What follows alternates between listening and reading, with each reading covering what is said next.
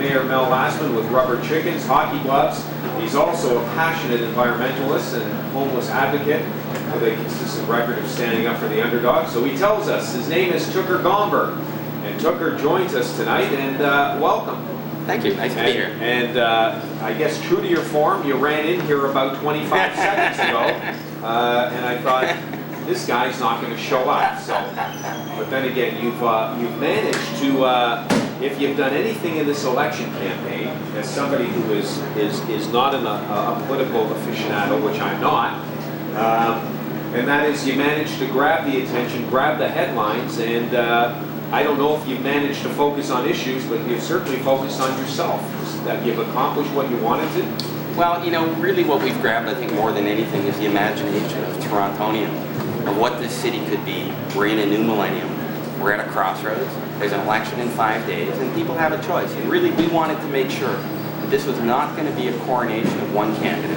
That in a democracy, during an election, we should have an opportunity to consider what possible futures there are for us. What are we leaving for the kids and grandkids? How toxic is the air? What can we do about it? The growing homelessness crisis. So there are a lot of issues that people are concerned about. But kids are watching, if that's your focus or whatever. Kids, adults, everybody's watching, and we're going to show some of this through the show.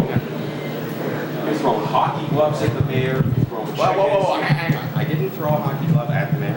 I threw down. I mean, this, and you know, I just want to correct you because there's been some media kind of twisters going on here.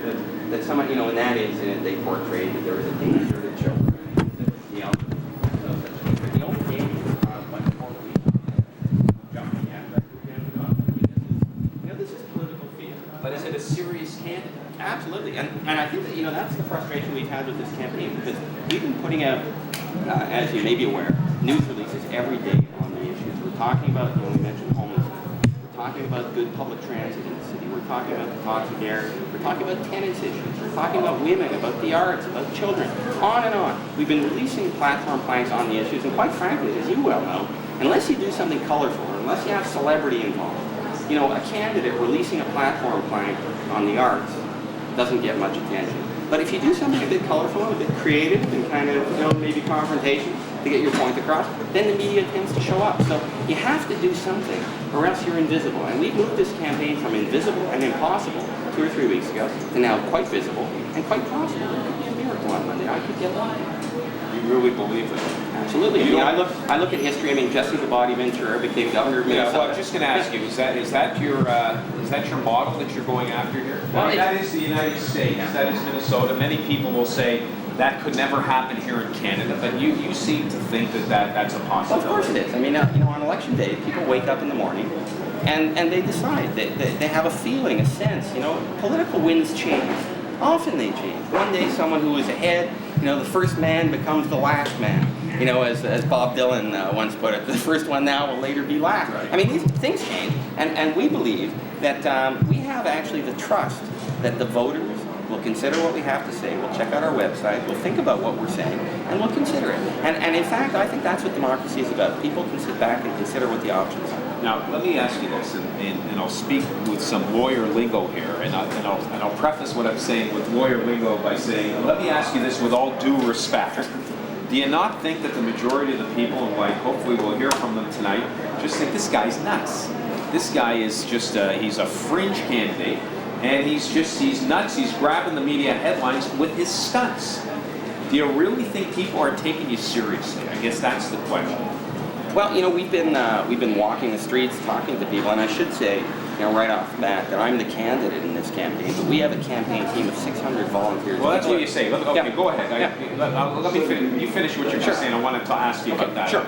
It's a grassroots campaign, and this campaign is humming. There's a buzz out there. I mean, we've been out on the streets. You know, I go down in the subway and talk to people. People are excited to see us. They're asking for these buttons that we just printed out.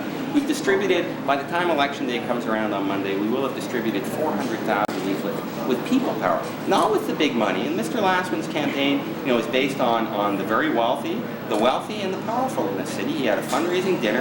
You have to pay $2,500 to have dinner with Mr. Lastman. That's not my kind of campaign. That's not the campaign we're doing. It's at the other end of the spectrum. It's people power that are pushing this campaign forward and that are talking about the issue. Now, your question is, will I be taken seriously? That's right. I think that question completely rests, you know, in the court of the media. If the media portrays us as doing stunts, which is what the media's been talking about, I mean, let me ask you something.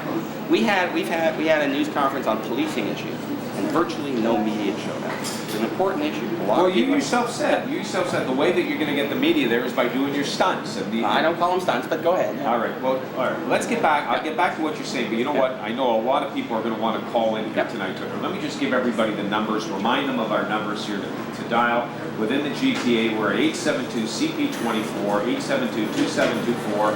From outside the area, call us toll-free, 1-888-863-CP24. Our fax number is 593-6397. If you're on the internet, email your thoughts to talktv@pulse24.com.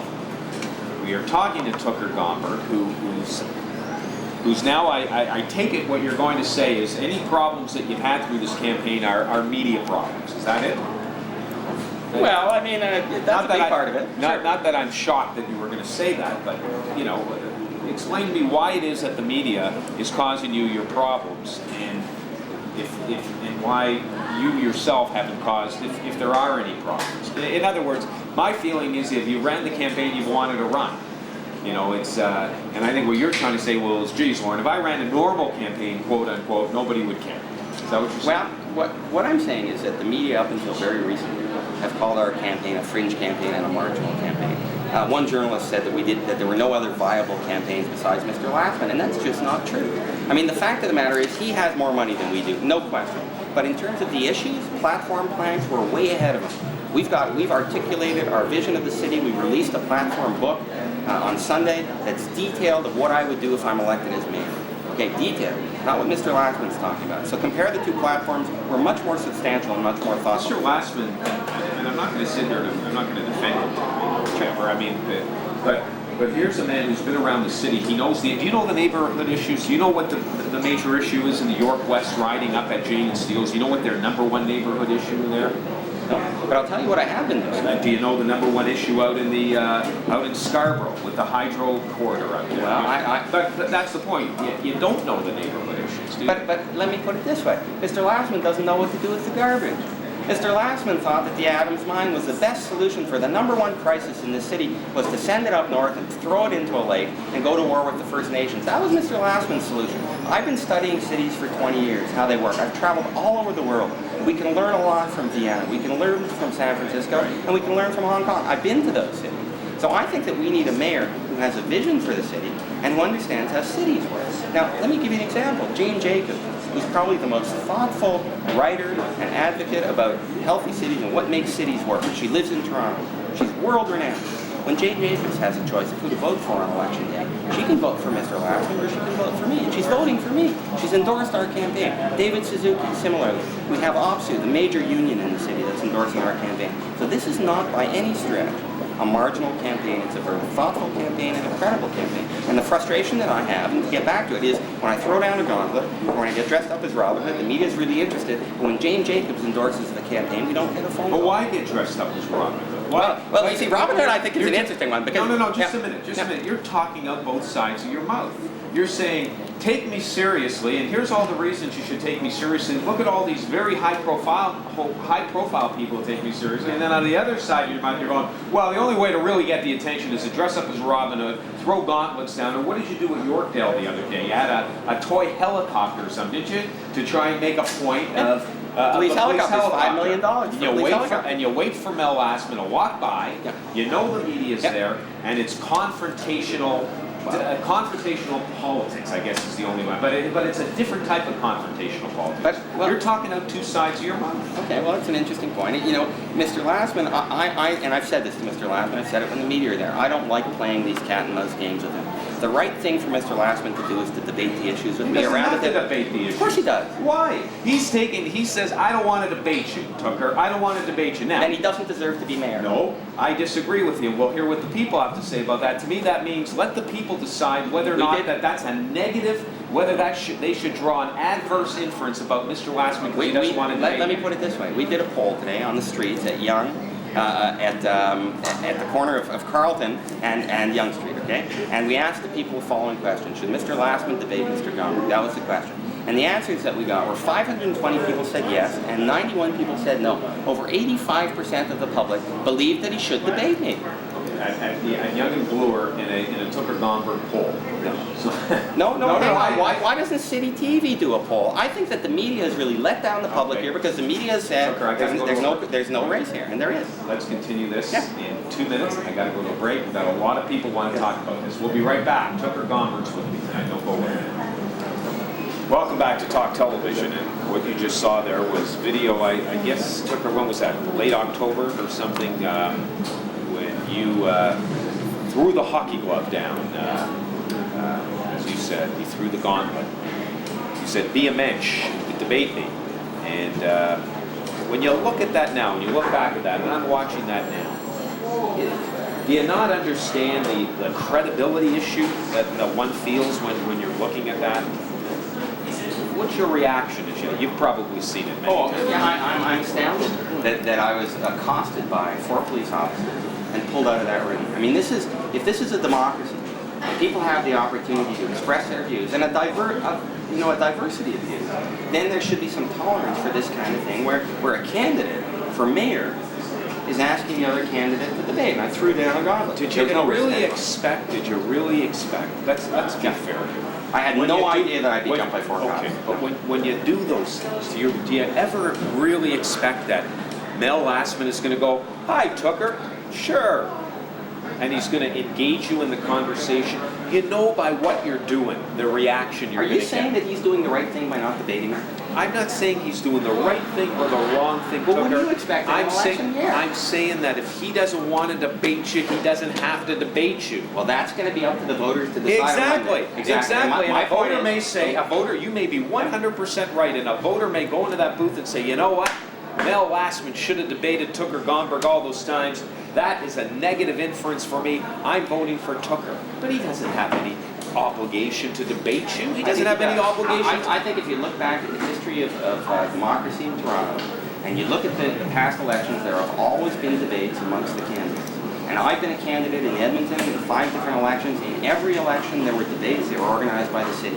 And I think that if we want to hold on to democracy in our society, we have to fight for it. We have to believe in it, and we have to fight for it. And if there's no debate, there's no democracy. Because if there's no debate, we have one candidate who's doing whatever he wants, and he goes out and he does it. And the public who wants to have the debate is really shortchanged. And I think there should be a mayor who can show courage. Listen, we've got so many people who want to talk right now. Let's go to the phones. Brad joins us. Hi, Brad. Are you there, Brad? Okay, how about Dave? Are you there, Dave? Where are our phone callers who are all been waiting on the line here? Dave, are you there? Okay, let's see. Hopefully we don't have a technical problem because you're making the phone lines ring off the hook here. Is there somebody named Mel phoning there, by the way? What about Vince? Are you there, Vince? Okay, all right. Looks like it's me and you. All right, you know what? Literally the phones were ringing, and now we got an overload problem here. So we're gonna just. So the media is saying there's no race here and there's no interest in this election. And the fact of the matter is, we've had 550,000 hits on our website, gombergformayor.org. People are very interested in what we have. Yeah, but wait a minute. Yeah. In fairness, though, are they interested in what you have to say, or are they interested in because you're becoming real good television? Nope. No, I mean, check out. I have a copy of our green book here. I don't know if you've had a chance to look through it. But this is talking about envisioning sustainable Toronto, how we can get there. I've been working on these issues for 20 years. When I was a city councilor in Edmonton, I spearheaded a composting facility that really the whole country is looking at. When Mr. Lastman went to Edmonton to look at the composting facility, that was my work. Now he got all this media attention for a photo op, but the fact of the matter is that was something that I implemented. Let's go back to methodology for a second. Okay, let's go back to methodology. Under normal conditions, quote unquote, if 2 candidates are in an election, candidate A's people, quote unquote, will talk to candidate B's people. Now, you tell us you have 500 people in your campaign, as far as you're involved, 600 volunteers. Did anybody at the beginning of this campaign call up Mel Lastman's people and say, look, we work for Tooker-Gomberg, we want to set up a debate? In other words, do it instead of doing it in public in front of the cameras or whatever. Did you do that route at all? Of course. I mean, I wrote a letter to him. 2 days before the gauntlet, when I threw down the gauntlet, I sent a letter to him, I faxed it to him, and I sent a double registered letter so that he couldn't say that he never received it. We faxed it and we delivered it both to his office at City Hall and to his campaign office. and we got no response. Not a single response from him. We said we'd like a response within 48 hours. A little before the 48 hours were up, a media person from the North York Mirror phoned us up and said, Mr. Lastman's not going to debate you. He did not have the courtesy to get back in touch with us and say he wouldn't debate us. We heard it through the media, and that's when the gauntlet was thrown down, because he was not prepared to even respond to a letter that we sent out. Of course we sent it out. All right. Let's talk about your background here. And you have a website, as you said, and we printed stuff off there. You say that, 92 to 95, you were in Edmonton City Council. And were you the same type of politician there as you project yourself to be here? Well, here's the thing about, the theatrics and so forth. You asked earlier, we didn't get a chance to explore much. But I think that politics have a bad reputation in this country. Everybody knows that. I mean, politics are the domain of lawyers, no insult intended, of lawyers, of kind of, I don't know, kind of boring. Politics is boring. It's, it's long and drawn out. It's lawyers, and it's people in suits, and it's the wealthy. I mean, most people aren't really engaged in politics or interested in it. And I've sat through my share of council meetings and committee meetings. And I believe that if politics can be more interesting, if we can open the doors to City Hall, invite people in, involve them in the decision-making process, it becomes healthier for democracy. And that's something that I worked hard on when I was in Edmonton. Sure, I mean, I opened the doors, I invited people in to be part of the process. So you said it was similar style. Yeah. All right, Tucker, they're telling me that I think we may be... Vince, are you there? Yes, I am. Okay, well, thank you for making it through. What would you like to talk about? Well, I tuned in and I see that, he's done like several of those stunts, which, I myself have done myself in the past when I was promoting products and things like that.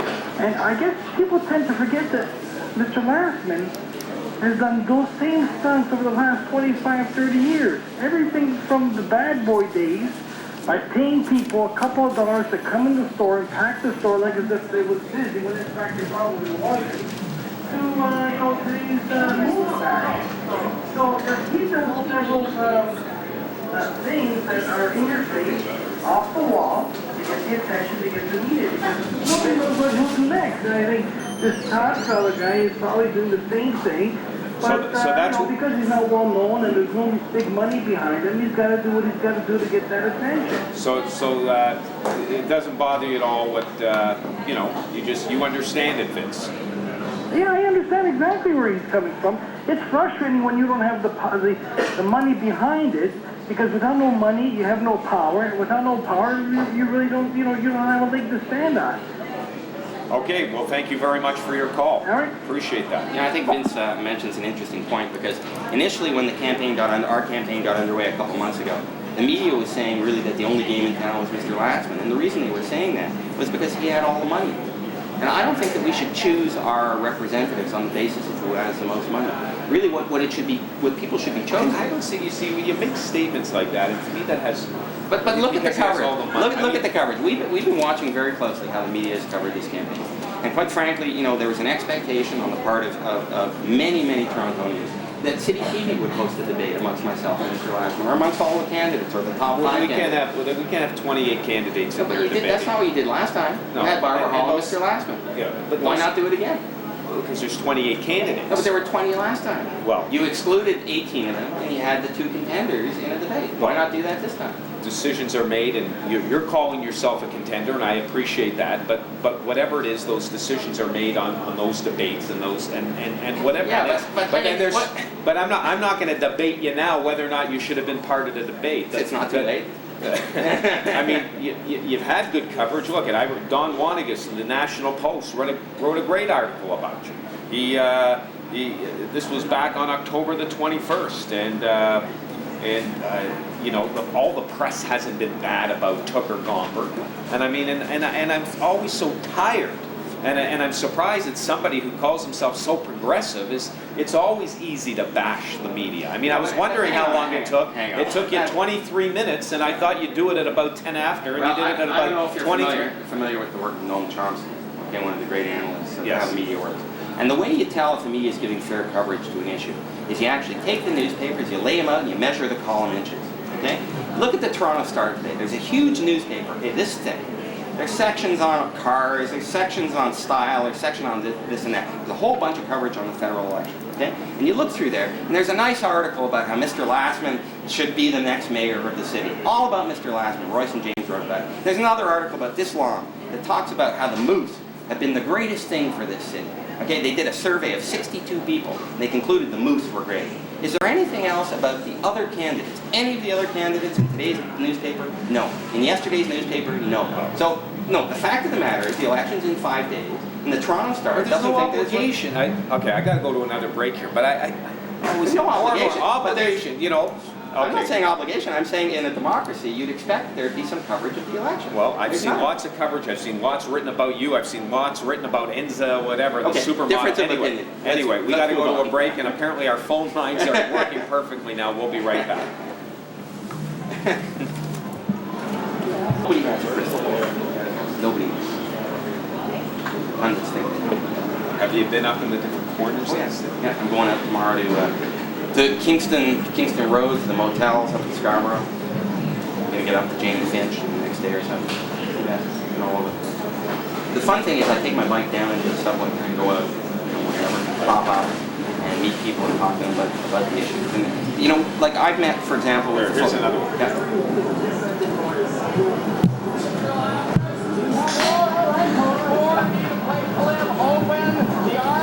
Open the armory in Fort York. Mr. Lastman, the Toronto Disaster Relief Committee wanted to meet with you 12 times.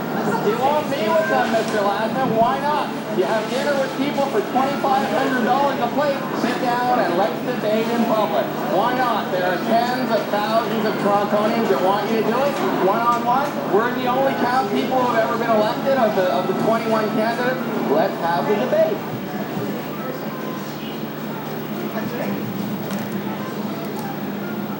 Now, I was watching your face while you were watching yourself there.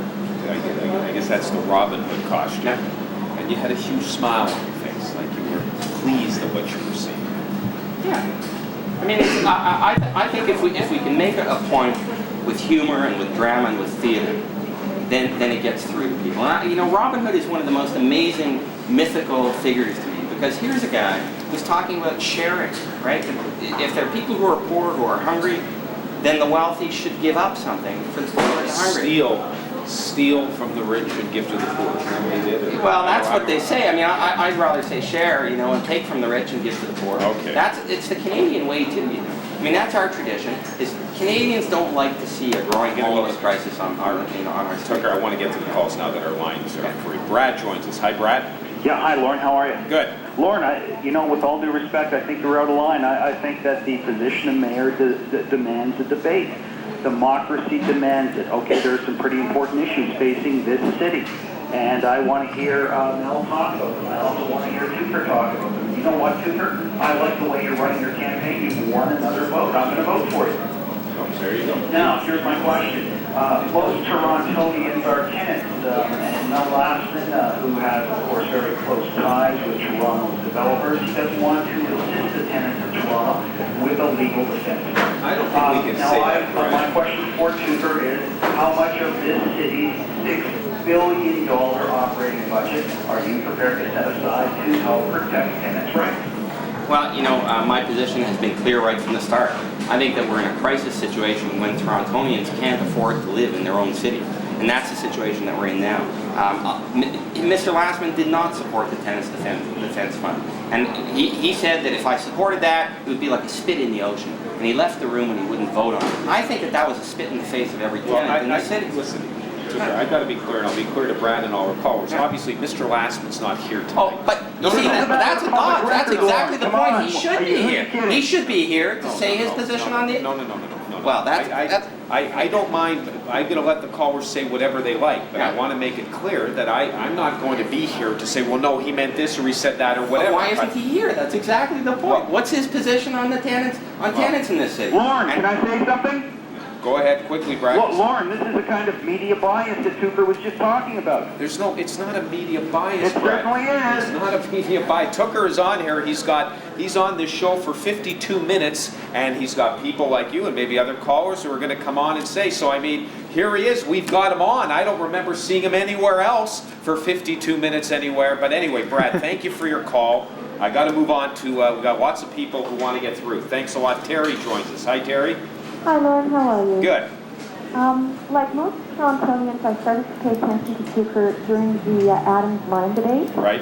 And I have to admit I paid attention because I was impressed with his passion and that he wanted to give a voice to the people who, quite honestly, I believe didn't have one.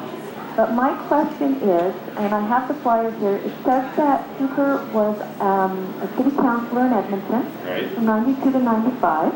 And I'd like to know how does his experience, how is it going to transfer if he becomes mayor of Toronto? All right, too. Well, thank you for the question. I mean, it'll transfer in that, I have experience being a city councillor and understanding how the budget documents work, understanding how the sewer system, the water system, policing, fire, libraries, on and on. I mean, how does the city operate? Where's the money spent? Where are the opportunities for becoming more ecological, for dealing with social equity or inequity issues? Those are fundamental issues in the city. And, I've been going out and talking with all, during the campaign, talking with groups who don't have a voice in the city, from the homeless to the Chinese people who practice Falun Gong, and they've been trying to meet with Mr. Lassman and he won't meet with them. Terry, are you still there? Yes. Did you want to ask Tucker anything else? Well, that was my main question. I would like to wish him the very best of luck. I've cast my vote in the advance poll, and I have voted for him. Thank you. And all the best to you. All right, there you go. You took $200 that the provincial government gave all of us back in our tax, and you burned it. And producer I was talking to today said a great point. He said, why didn't Tucker Gomberg, with his concern for the homeless, donate that $200 to the homeless people? It's a really good point, and there was a lot of discussion within our campaign if that was the best thing to do. And I thought it was a good thing to do because symbolic gestures are really important in my view to stand up to inequity and to stand up to things that are wrong. I am absolutely disgusted with what the Harris government is doing to this city. And I think that, But why don't you, but here's the point. You should have given it to... Well, here's the point. Because, there was a choice. I could have given the $200 to a homeless person, of course, and helped that homeless person for a few days or for a week or two. The fact of the matter is, we need a mayor who's going to stand up with courage and stand up to the Harris government and point out to them that it's unacceptable what they're doing to the city in terms of the rents that are going up, the homeless crisis that's deepening, the lack of affordable and social housing, and on and on. And we need a mayor who can stand up to them. And I showed through that action, I think, that I'm prepared to stand up to them and dramatically make the point that I don't want their money. It's hush money that they're giving to people. It's $200 to shut up. You could have given, but anyway. No, but the point is, it's hush money. I didn't want to give it to all those homeless people that you were concerned about. What did you do with your $200? I think I put it in the bank. I didn't rip it up. You cashed it. I mean, it's there you go. Money, as far as there you go. Do we have to go to a break, Dan? Okay, we're going to go to another break. We'll be back with more calls right after this. Don't go.